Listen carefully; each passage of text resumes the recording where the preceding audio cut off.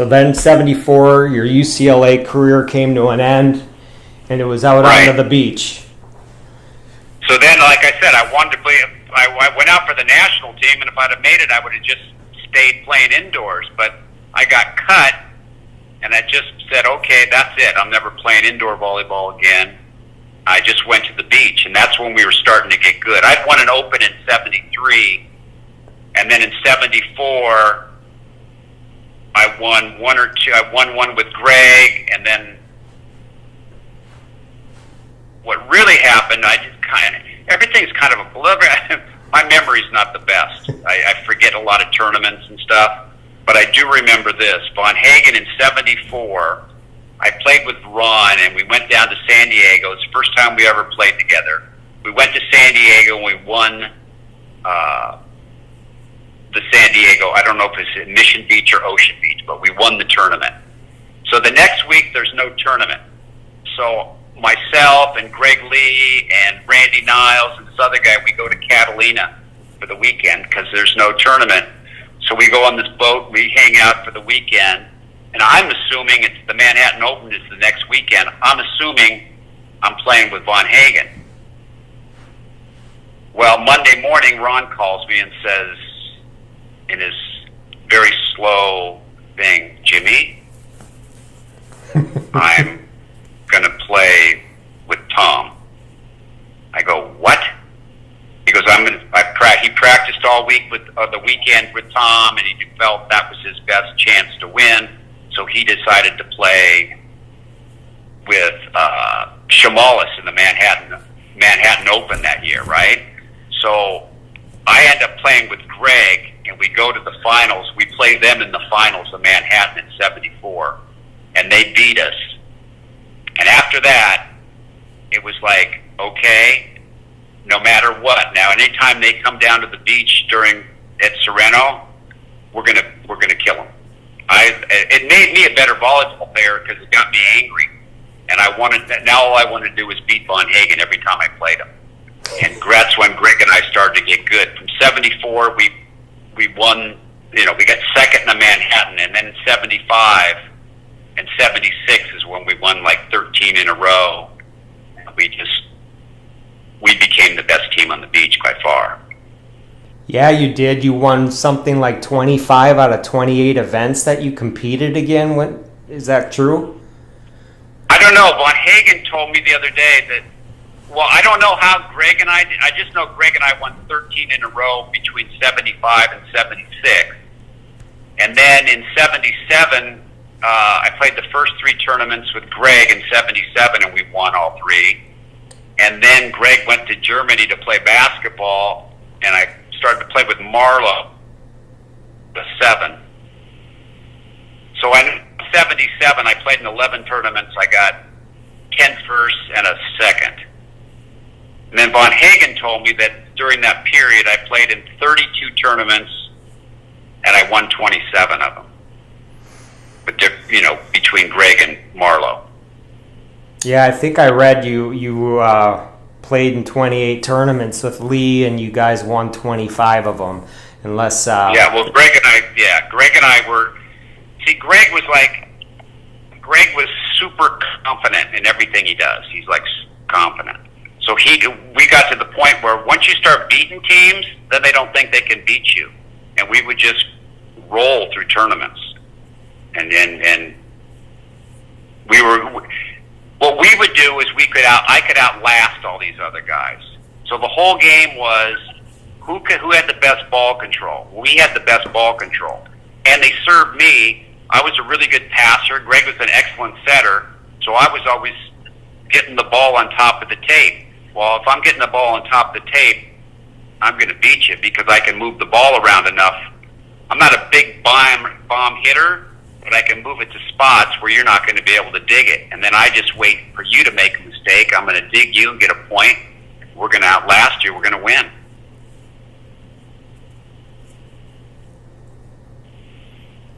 Fred Zulich said when it came to offensive players that he watched play that you never ceased to amaze him because you had this innate sixth sense to find the open court in spots that few, if any, people he had ever seen could.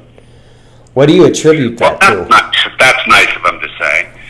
Like I said, I wasn't the biggest bomber hitter. You know, there's different types of hitters. There's guys that can just crush the ball, and then there's guys that can move it around.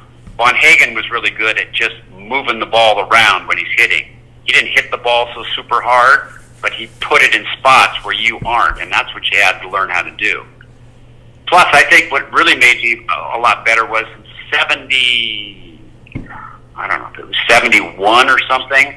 I remember I played in the Manhattan Open with Gene Pfluger, and my arm, I had torn my rotator cuff, so I served underhand. I couldn't hit the ball. All I did was shoot. And for that summer, I just learned how to really be able to move. I could shoot the ball almost anywhere I wanted to on the court. And then when I start to hit, then all your shots. If you go up strong and you're going to hit, now your shots, now if you do shots, they're just going to be open. So that made me way better. By hurting myself, I actually got better at it. You just added to your repertoire because you had to for that summer. Exactly. Now I could shoot the ball. I could shoot the ball as well as anybody. That 13 tournaments in a row, you and Greg held that record for 16 years till Karch and Kent came along and tied it.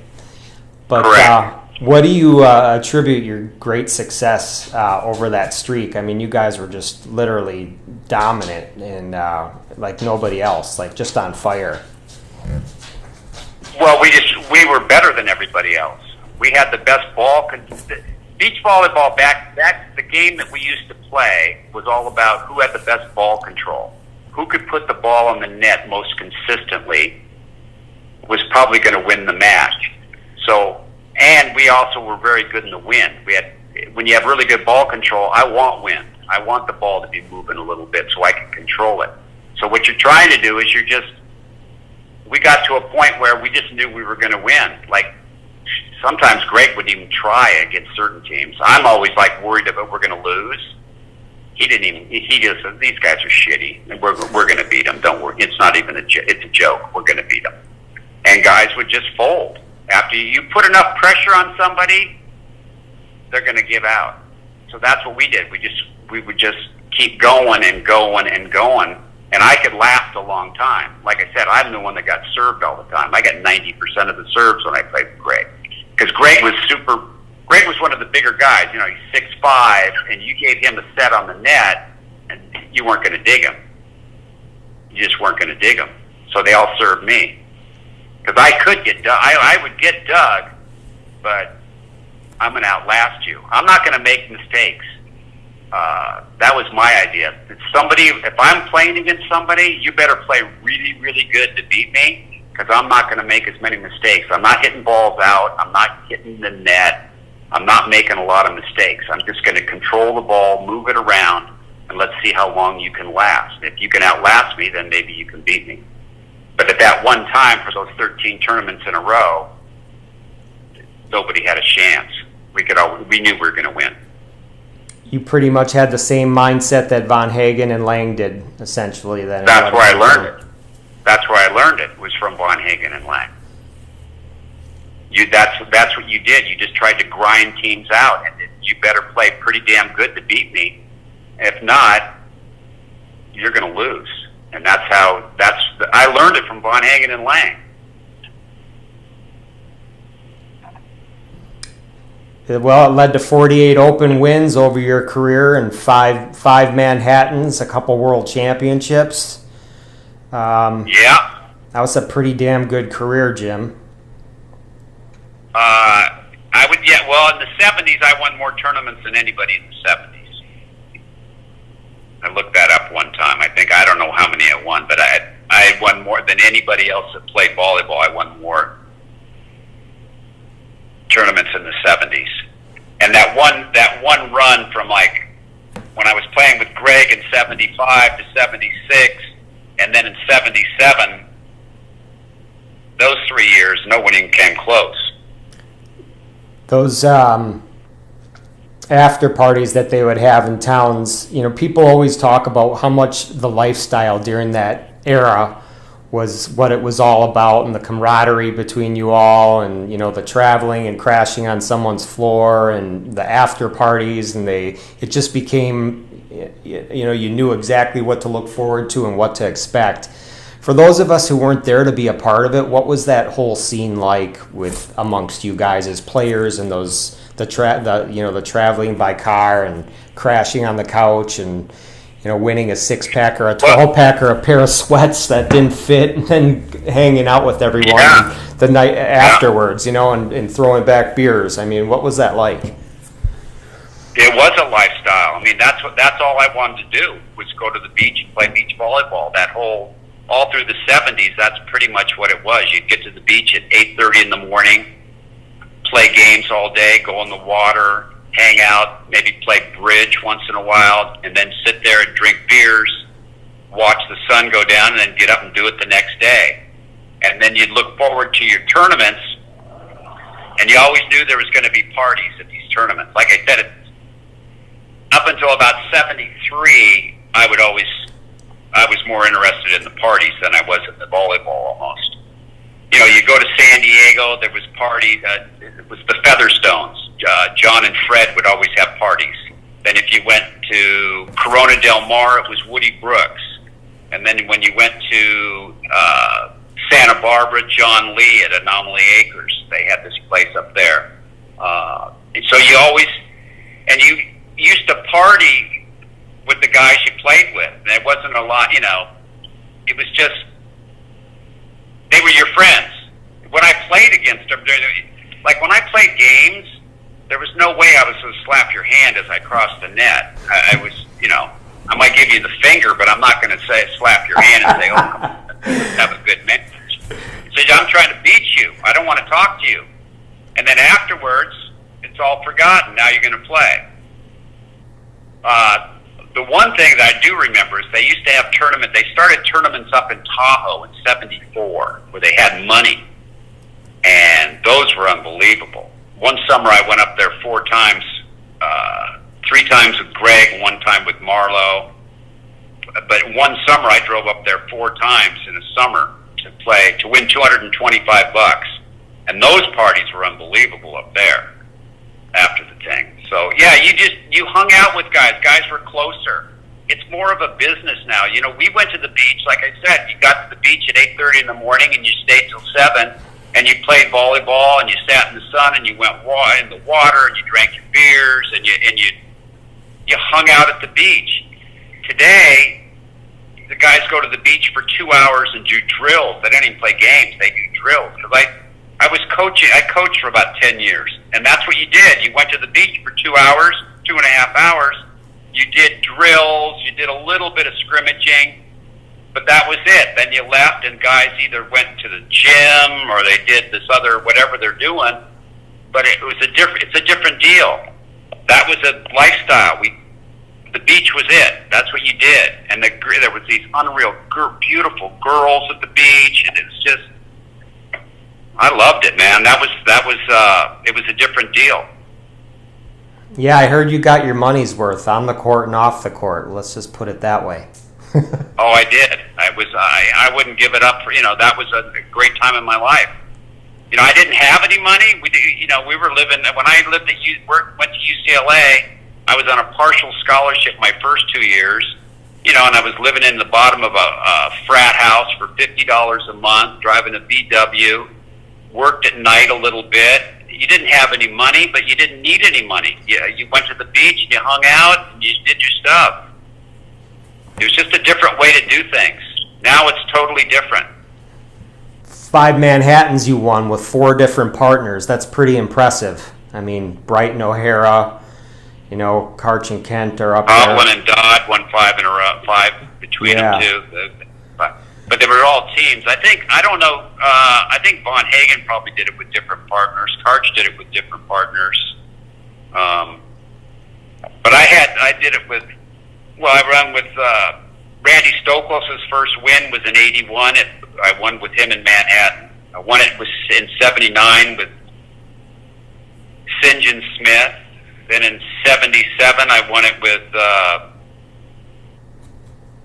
Marlowe. '76, Greg and I got beat. We ended up taking 4th in that one. '75, I won it with Greg. '78, I won it with Greg. I had a good run at Manhattan from 74, I got second. 75, I won. 76, I got fourth. 77, I got first. 78, I got first. 79, I got first. And then 80, oh, that was a good one. 80, I'm playing with Gage.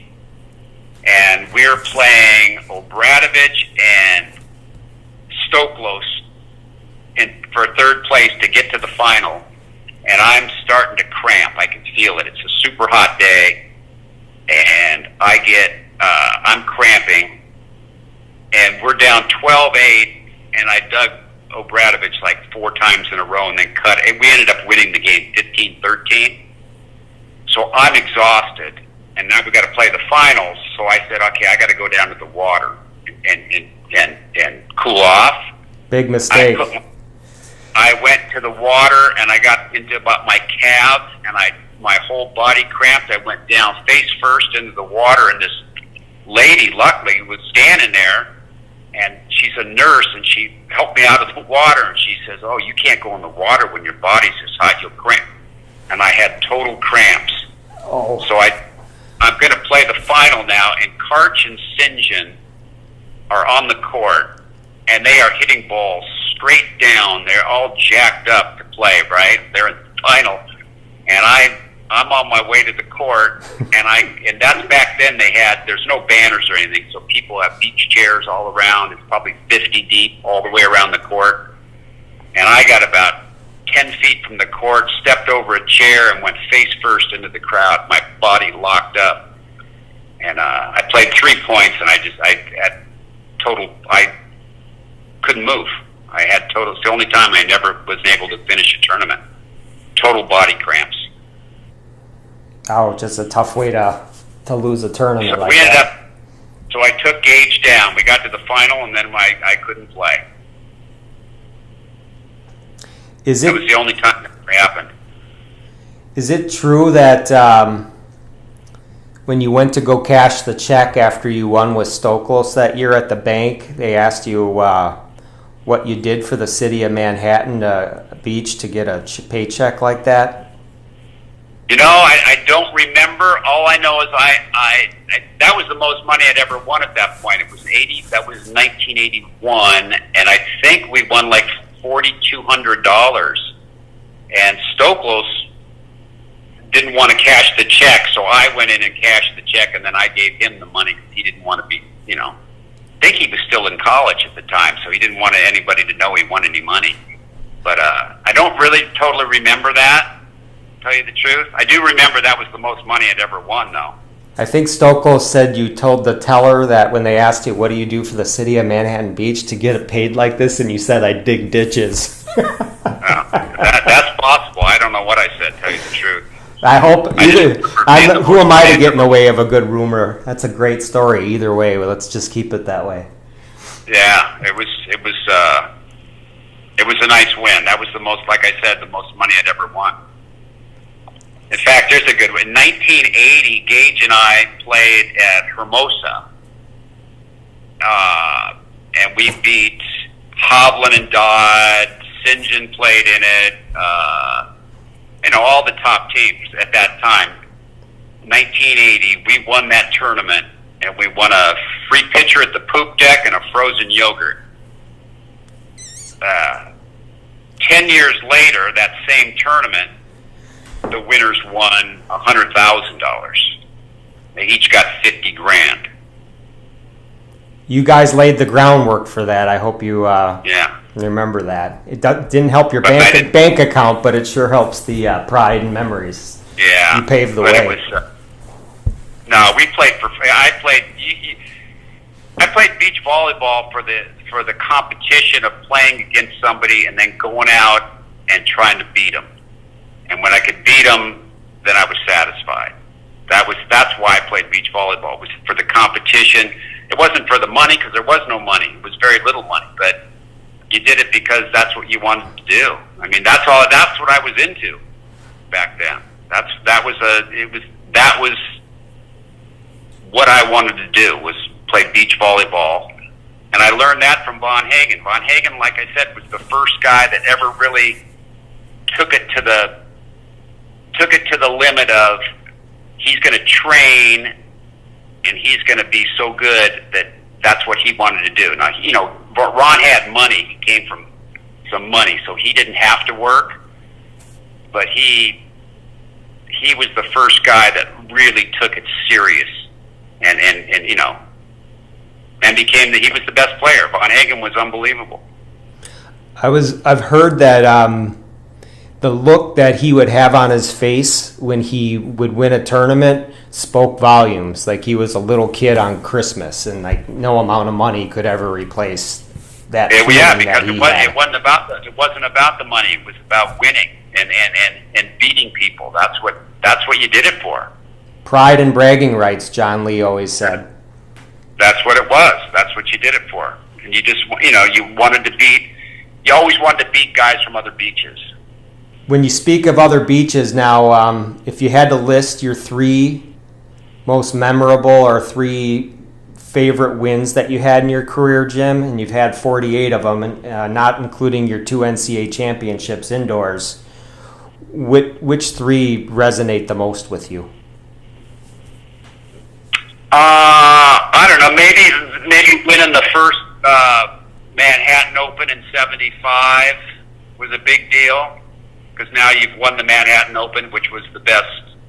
Back then, that was the best tournament. That had the most. In fact, I think in 1978, when Greg and I won it, there was 138 teams in it. Because anybody can play in an Open, and they always had the most courts, and they had the most fans, and the most people that they had knowledgeable people that went down to Manhattan.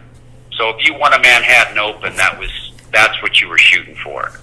And one year, like in '78, there was 138 teams, and Greg and I won the tournament. I guess the other one was the first World Championships at State Beach. Greg and I won. Who'd you beat?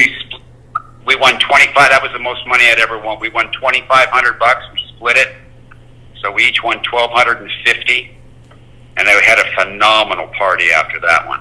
Man, oh man, that was unbelievable at the Elks Club in Santa Monica. Who'd you beat in that final? We beat Von Hagen and Chamalis.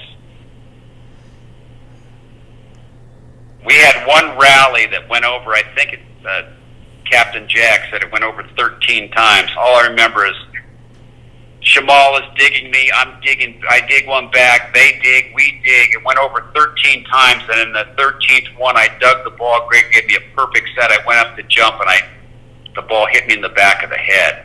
I couldn't get out of this. I just couldn't move. I folded right into the ball, went up, and it came down and hit me in the head. Exhaustion. Oh, total exhaustion. But we ended up winning the match. I wish there was footage of some of these. Man, that'd be worth gold these days. Yeah. That's why we got to capture these takes from guys like you who were there and played them, because that's going to be the way they're remembered. Unfortunately, there's nothing on video footage, or there's some great photos, but not enough. They didn't have really much video footage back then. Nope. Yeah, it's a real shame, because I always say, guys like you were like the golden era of this sport. And for baseball, you can see footage of Babe Ruth, and football, you can see Jim Brown, and for basketball, you can see footage of, Dr. J and Wilt and those guys. And then here you guys are, Lang, Von Hagen, Selznick, etc., that are pretty much on the Mount Rushmore of the sport, and there's little to no footage that people have out there. So it's a real shame. That's why I found, a true passion in kind of connecting with you guys, so that we can get this something on record about you, more so than just the photos and the stories that are out there, so we can share it with people. So I do certainly appreciate you taking the time tonight to do this, because I think it's really important to capture the history of it, because it's really remarkable. And you guys were literally paved the way for the success the sport had in the 80s. It's just a shame you weren't there to capitalize on it financially. You got to deal with the prima donnas later as a tournament director, but you didn't get the cash, the paychecks. And then I coached I got to coach some of the best players in the world, so that was cool. Yeah, I recall seeing you and Dane seemed to be really good with that kind of stuff and really passed on some great knowledge to a lot of those players. Sticking along the Manhattan Beach Open there, I mean, you won with St. John, you won with Marlowe, you won with Greg, and then you won Lee, and then you won one with Randy. Is there a particular match from each one of those Manhattans that you remember playing in that just kind of defines that tournament for you? Well, I don't know. They're all not really anything really comes to mind. I remember playing. I don't remember what year it was. I think it was '75. Greg and I had to play Kilgore and a guy named Doug Dunlap. I heard both those guys could hit the ball pretty well. Oh my goodness. Kilgore could hit the ball. I mean, just bombs straight down. They're both big guys. Lurch was like 6'7", and Kilgore was probably 6'5" at least, and he could really jump. And these guys, we're playing them in the quarterfinals, and it's like there's no wind. You know, it's like I'm hoping the wind comes up, because if you don't have any wind, guys like that, they're going to be able to put the ball on the tape a lot. You're going to get bombed, and they are crushing balls in warm-ups. And just as the match is about to start, the wind comes up a little bit and starts coming in, and we end up playing them and beating them. But that I just remember that one. I was scared going into that match. You know, the other thing about the difference between the games now, back then, the courts, if you play now, if you watch on TV, or I'm going to go down and watch it, you know, they're raking the courts, and every court is perfectly flat. Well, back when we played, if you went to certain beaches like Sereno, State, Laguna, these courts were dug out. So if you were 6 feet, 7 feet off the net, you were probably hitting at 9 feet the net. You know, everything gets higher. So there's a big difference between a flat court and these dugout courts that we used to play on. I always wanted to play on a dugout court because I could shoot the ball around the court better than those guys. I had more control. But if you just put every ball flat court right on the net, those guys are going to take your head off. I mean, you're going to get hurt. Dunlap's going to hit the ball and break your neck.